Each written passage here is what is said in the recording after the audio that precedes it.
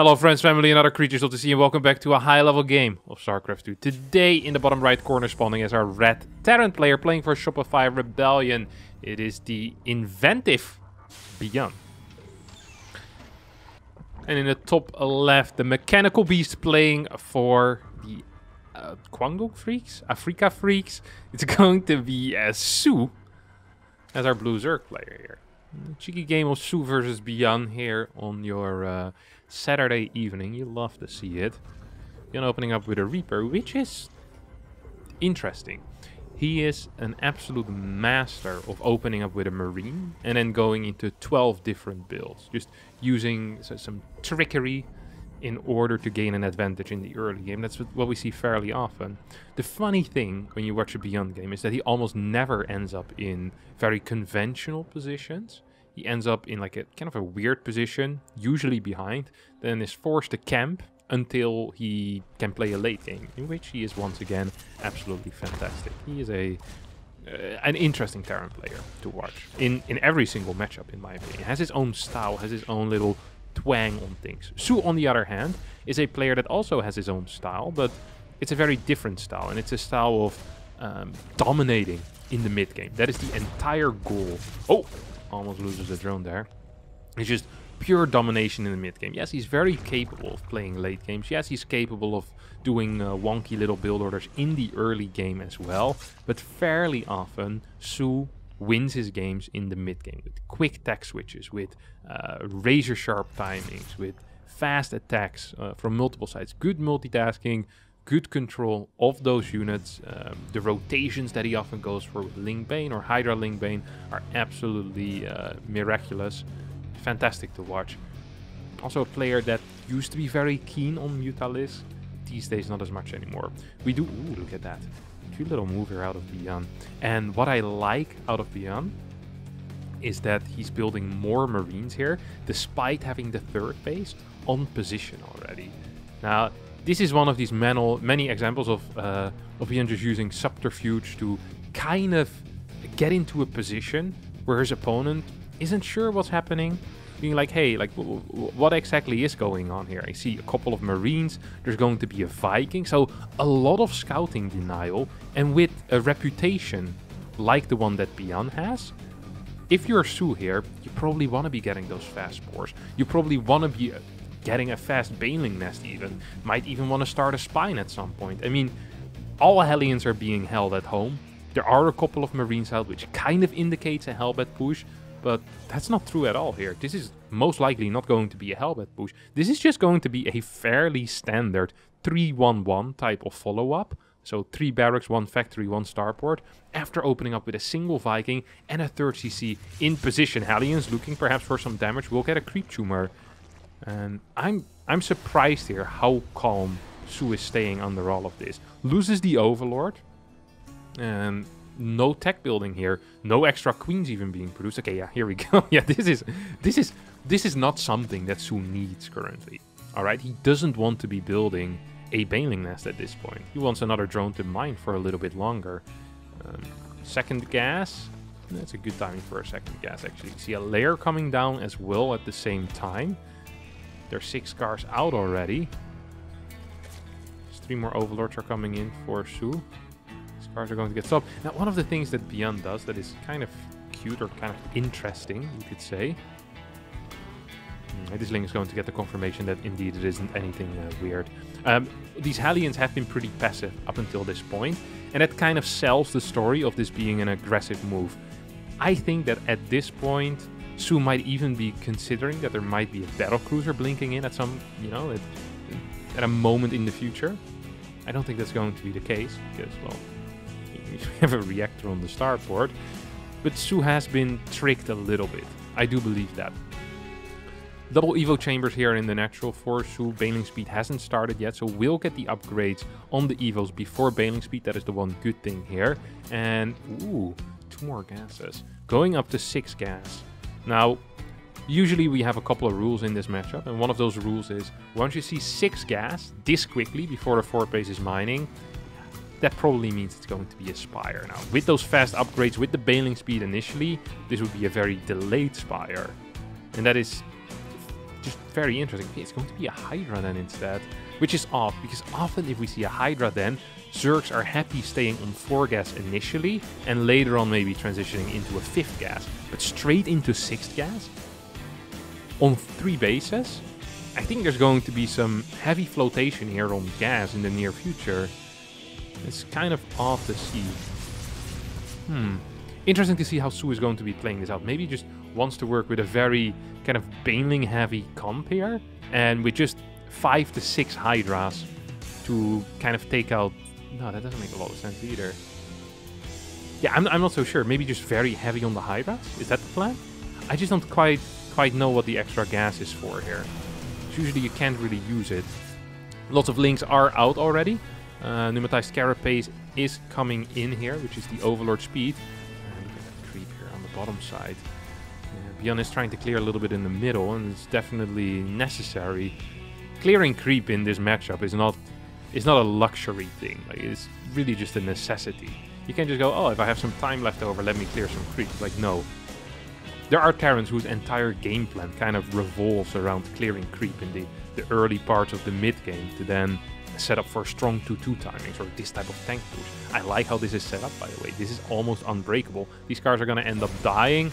They do get surrounded. Set up here out of soO, who's indeed going fairly heavy on the Hydras. Look at that. 7 Hydras already out. 5 more on the way here. And actually relatively low Baneling count for now. I almost would say get the range upgrade rather than the +2 melee, if you want to play like this. With this very heavy Hydra. Don't forget that Queens also benefit from getting those range upgrades.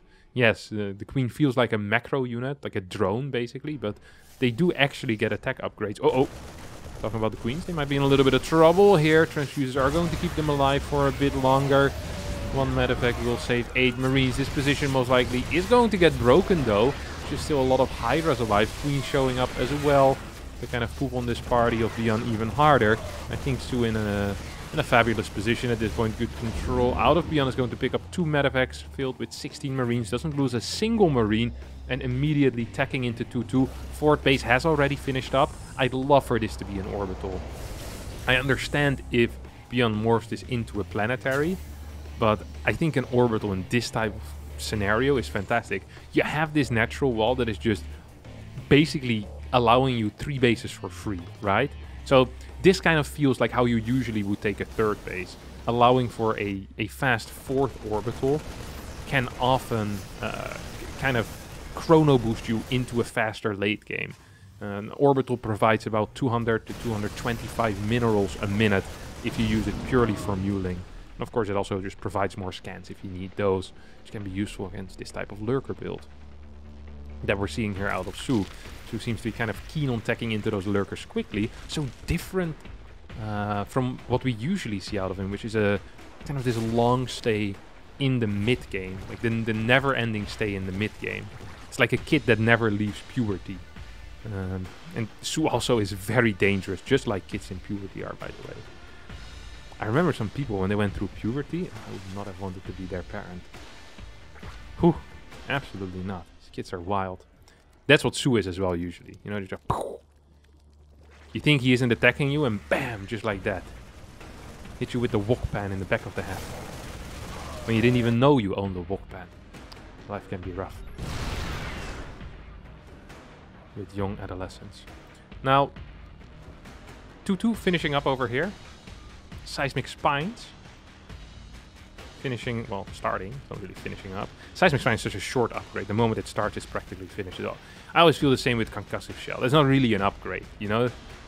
Sometimes you see a Concussive Shell upgrade and you almost believe that it's like one of those instant maps, you know? It's like instant build and instant train. Like you click it and you immediately have the Concussive Shells. This is an interesting setup coming out of soO. Don't think he can actually engage into this. This is fairly well defended, this entire position. There is a sensor tower that will see any attacks from the left side. Don't forget that this planetary does provide additional defense. Oh, I don't think this is possible, is it? There's just so many tanks here. Ooh, bit of a mismove command. 3 tanks end up falling. This was an awful engagement here for soO. Just hot garbage. I do believe that some ghost ended up falling. No, 1 ghost. Yeah, some ghost. 1. 16 Marines weren't even in this fight. I think something else was here as well. So, despite ByuN not even having a max supply at home, he just gets a fantastic trade there. Well, fantastic might be a bit overkill, but at least a pretty decent trade. Forcing soO back. Do we have double factory producing? You have double factory. They're not producing currently, but the only real thing that ByuN lost in that engagement that is difficult to rebuild are those tanks. I think he lost 3 or 4. Now, you have to rebuild those because otherwise your position will weaken. And that is one of the things that soO is an absolute master at. He's just weakening a position again and again until it isn't strong enough. The foundations of the position have been destroyed, and then he can break it. And like the tanks usually are the foundation of any good defensive position for Terran. It's as if you have those little ants. What are they called? The ones that eat the wood. Termites, I think? soO is like a termite, you know? Once he gets to your foundation, you're in trouble. If you have a foundation made of wood. I don't think termites can eat steel. I bet there's steel termites out there somewhere, though. I once heard that wasps can also dig very quickly through walls. One of my mom's friends once came back from holiday, and there was a wasp infestation who dug through the wall with their little claws. They can do this relatively quick, you'd be surprised. Not as quick as Banelings busting a planetary though, as this planetary is gonzo. This is... Ooh, there's no tank here to actually defend this. No tanks on the left side whatsoever, so this base died for free. What I was gonna say is that this is why often I feel like having orbitals on 5th bases, specifically 5th bases, can be okay, because it allows you to lift, and you could say, well, the Hydras could just kill it, yes, but that forces out a very high Hydra count, and Hydras are not ideal in busting positions. So if you have an orbital there, yes, it makes the position weaker because a planetary isn't shooting Banes, but majority of the time there's going to be a Viper blinding clouding it anyway, so why not an orbital? I feel like it is kind of an underrated mechanic that Terrans only use once they run out of planetaries, and often you see these fights going quite well for the Terran there in the end. Whew. I'm not a fan of this, by the way. I'm not a fan at all of this 6th base. The reason for this is because right now it's fairly obvious to me that ByuN is still in his growth phase, in a way, right? So adding command centers, wants to get a lot of money, high worker count. If you're still on a high worker count as a Terran, it makes it really difficult to defend 6 bases, and often you just kind of want to be small and compact within 5 bases. Here come the Vipers from the left side. If they get the Blinding Clouds, this could be a good engagement here for soO. A lot of these Banes are going to connect with tanks though, which means, once again, the Termite is going to take out a lot of the foundation, and even resource lost, honestly, doesn't look that bad. That surprises me. I thought that would have gone way worse resource lost-wise. It's not going to be the case. This sensor tower will burn to the ground in the end. 6th base forced to lift up. I actually think they should just turn into an orbital or even a planetary to keep your defenses compact here on the right side. And then the moment you have your 8, 9, maybe even 10 orbital commands, that's when you can start getting rid of SCVs. You have more army supply, making it easier to defend multiple locations. Don't forget, in order for Zerg to play a style like this, they need a high drone count. But for ByuN to have similar eco, he could just get 10 orbitals and he can get a lower worker count, thus allowing him to have a higher army supply while still having very good income as well. That's kind of what Terran often works towards, and I think that is best done on 5 bases rather than 6. Do we have any follow-up here? No, we don't really. This is an interesting engagement. Once again, planetary gets taken out, and command center here is also going to get killed. No cancel on that, do note. Liberators will get abducted in. A bit of a waste there once again. Okay, now we get an orbital command, and we'll see if the fights go any better. You have so many tanks here anyway, and you can still kite back to that 4th base, which is a planetary that is a lot more secure at this point, because there's 2 ramps leading up to it. You have a lot of kind of defense on the right side as well. So this is a planetary that actually provides real defense. The planetary here on the left side often feels like it just provides a massive target for Zergs to take down. As I realize I've had the upgrade tab open for the past 3 minutes. My apologies. Not the most brilliant thing.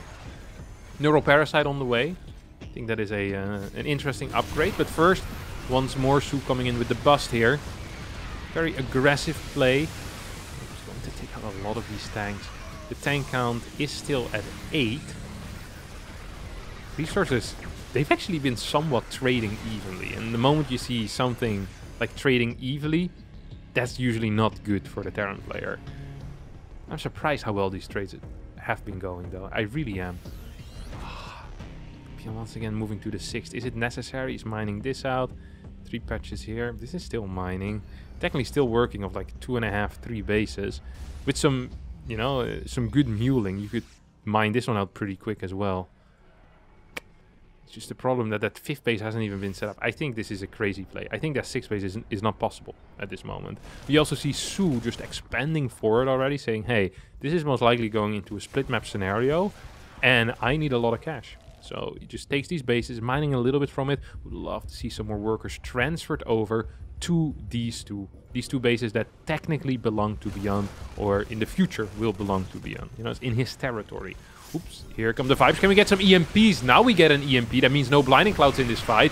And that could for the first time mean that we actually have a very successful fight here for ByuN. Let's take a look if that's true. Up 3k or so in this trade. Definitely could be considered a successful fight. Loses 11 workers. The base stays alive. One of the reasons why this base stays alive, of course, is because, well, no sane Zerg is going to throw 35 banelings into an orbital, because you know the Terran can just lift it. It's a needlessly risky play. Marines moving forward right now. Not really gonna get anything done. They want to secure this right side area, but I just don't think it's going to happen.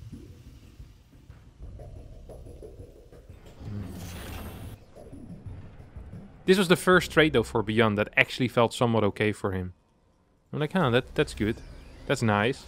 It's a, yeah, fairly nice trade there. Orbital command moves towards the left side. I prefer this as a 6 base anyway, so I think that's a good call. But in order to get that 6 base up and running, ByuN kind of needs to bridge this general gap. Maybe even get a planetary over here or over here. A little bit forward to kind of zone out any potential aggression. Terrans need to think a lot about how they expand and how they move their tank positions in a late game against Zerg, where Zerg is just trying to poke holes in the defense. Double Spire as a follow-up here. And that means that we will see an eventual transition into Brood Lords, which makes some sense.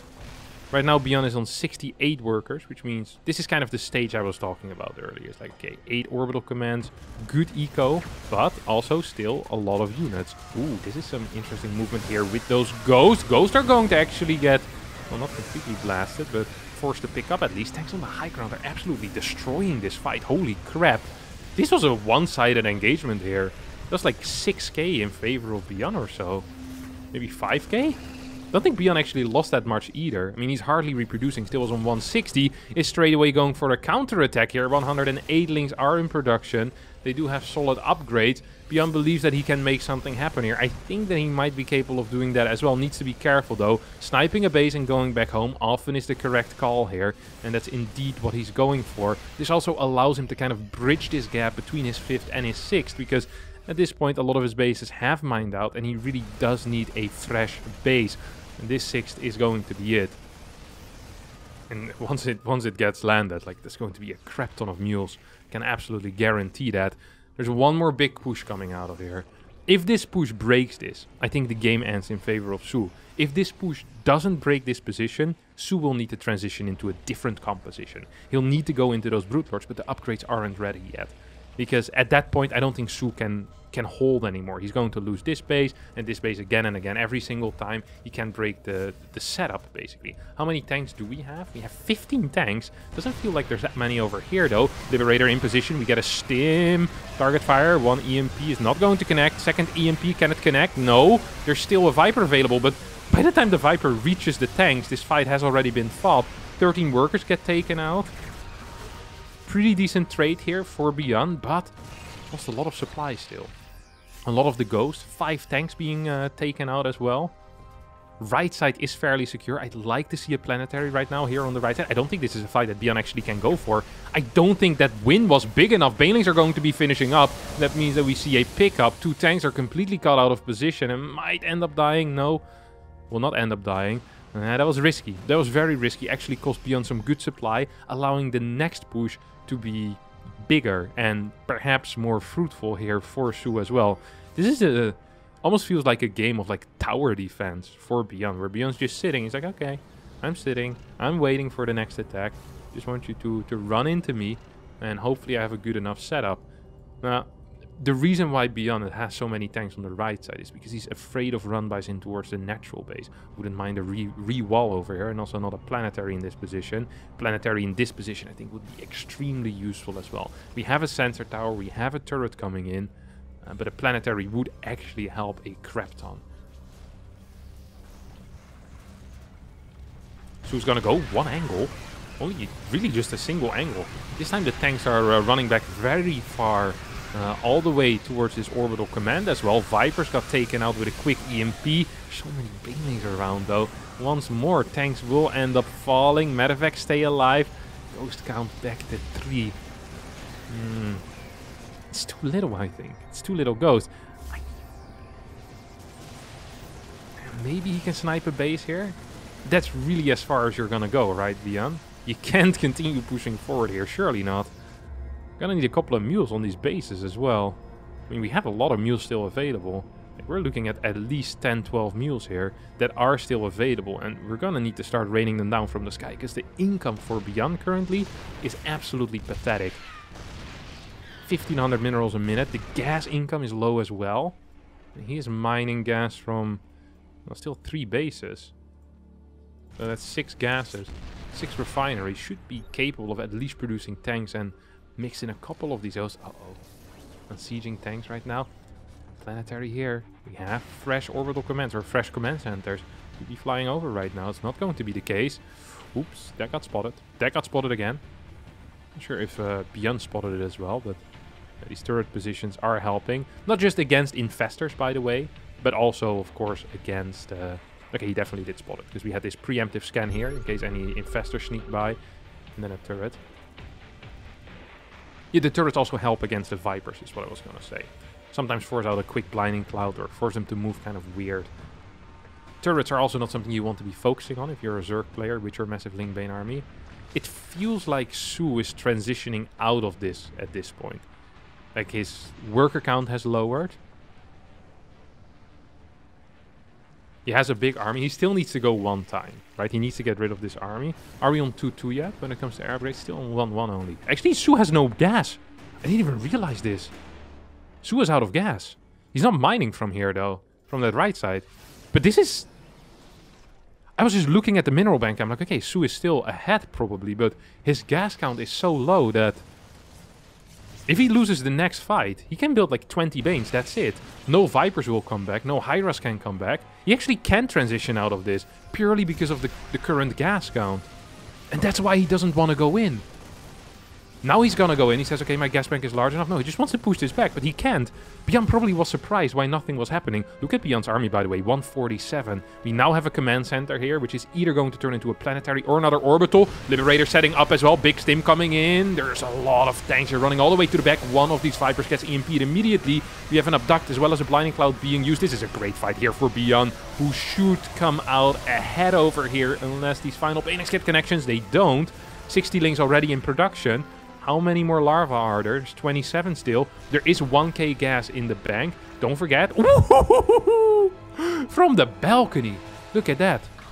Oi, oi, oi, oi. The aristocracy also shows up from the balcony, throwing a couple of spells from a distance. There we go. The first real engagement with infestors in them. And this is going to turn around immediately here. That was brilliant. Out of... oh my god.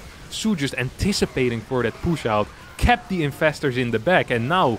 with pure link, for once without banelings, is just going to straight up win the game here. This is it. This is absolutely it. What a great hold out of ByuN into a brilliant turnaround. 2 infestors making the absolute difference there. ByuN could have known they were there still, because he didn't see them being used, but... oi, oi, oi, oi, oi. What a great little game here out of soO.